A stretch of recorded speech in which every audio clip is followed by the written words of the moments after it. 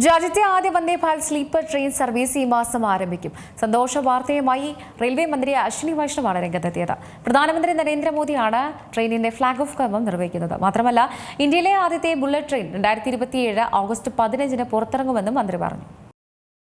ട്രാക്കുകളിൽ ചീറിപ്പായാൻ Vande Bharat sleeper train. ഏറെക്കാലത്തെ കാത്തിരിപ്പിനൊടുവിലാണ് Vande Bharat sleeper train എത്തുന്നത്. വൻ ഹിറ്റായ വന്ദേ ഭാരതിന്റെ മറ്റൊരു രൂപം കൂടിയാണ് ഈ സ്ലീപ്പർ ട്രെയിൻ. അന്തിമ അതിവേഗ പരീക്ഷണം വിജയകരമായി പൂർത്തിയാക്കിയതിന് പിന്നാലെയാണ് ഇപ്പോൾ സ്ലീപ്പർ ട്രെയിനിന്റെ പ്രഖ്യാപനം വരുന്നത്. അതെ, ട്രെയിൻ യാത്ര ഇഷ്ടപ്പെടുന്നവർക്കുള്ള ഒരു സന്തോഷ വാർത്ത തന്നെയാണ് കേന്ദ്രമന്ത്രി അറിയിച്ചിരിക്കുന്നത്.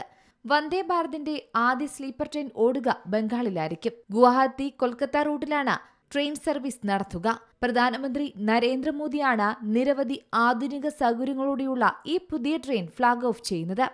16 കോച്ചുകളാണുള്ളത്. ഇതിൽ സുഖപ്രദമായ സ്ലീപ്പർ ബർത്തുകളുണ്ട്, ആധുനിക സസ്പെൻഷൻ സംവിധാനങ്ങളുണ്ട്, ഓട്ടോമാറ്റിക് വാതിലുകളും ആധുനിക ടോയ്ലറ്റുകൾ, തീപിടുത്തം തടയാനുള്ള സംവിധാനങ്ങൾ, സുരക്ഷാ നിരീക്ഷണ സംവിധാനങ്ങൾ, ഡിജിറ്റൽ പാസഞ്ചർ ഇൻഫർമേഷൻ സിസ്റ്റം എന്നിവയെല്ലാം ഉൾപ്പെടുന്നുണ്ട്.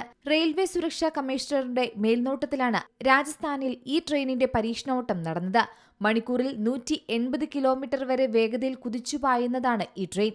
ഉയർന്ന വേഗത്തിൽ ട്രെയിനിന്റെ കുതിപ്പ് തൃപ്തികരമാണെന്നും പരീക്ഷണം വിജയകരമാണെന്നും ഉദ്യോഗസ്ഥർ അറിയിച്ചിരുന്നു. ഇതൊരു ചരിത്രയാത്ര തന്നെയായിരിക്കും. കാരണം ഇന്ത്യൻ റെയിൽവേ സുപ്രധാന നാഴികക്കല്ല് കൂടിയാണ് ഇതിലൂടെ പിന്നിടുന്നത്.